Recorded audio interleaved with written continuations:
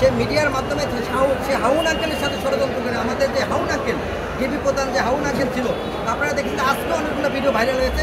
সে হাউন আঙ্কেলের সাথে মিলেমিশে মূলত এই দেশে যেভাবে আওয়ামী সন্ত্রাস, যুবলীগ সন্ত্রাস, ছাত্রলীগ সন্ত্রাসীদেরকে যেভাবে ইনফ্লুয়েন্স করা যায়, তাদের সাথে যেভাবে অ্যাড করে দেশের সন্ত্রাসী কায়েম করা যায়, ছাত্র জনতাকে হত্যা করা যায়, সেই তথ্য সন্ত্রাসের সাথে সরাসরি জড়িত ছিল। এবং যাত্রাবাড়ির ঘটনার সাথে সে সরাসরি কিন্তু ইন্ধন সহ ষড়যন্ত্রে জড়িত ছিল, ডিবি হারুন সহ।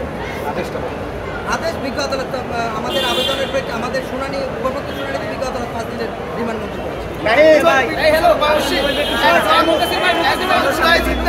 তিনি 36শে জুলাই যাত্রাবাড়ি থানার সম্মুখে তাকে গুলি করে হত্যা করা হয়েছে।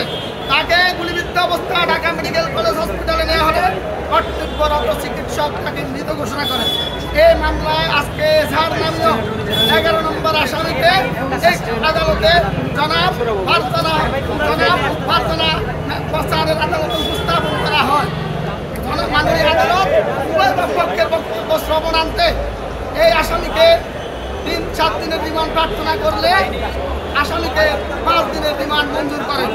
এই আসামির পরিচয় হচ্ছে, ওনার নাম তৌহিদ উদ্দিন। তিনি ইউটিউবার এবং টিকটকার।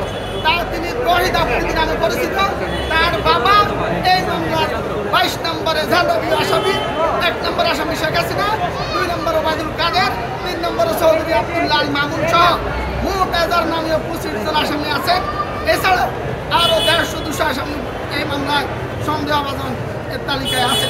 আমরা রাষ্ট্রপক্ষে বলেছি, মাননীয় আদালত তারা যে অ্যাফিডেভিটটা দিয়েছে আদালতে, ফৌজদারি কার্যবিধির কোনো সেকশনে এই অ্যাফিডেভিট কখনো নাই করেন। মাননীয় আদালতকে আমরা বলেছি, এই আসামিকে রিমান্ডে নিলে পরে মামলার গুরুত্বপূর্ণ তথ্য উদ্ঘাটিত হবে এবং অন্যান্য আসামিদের সম্পর্কে তথ্য পাওয়া যাবে।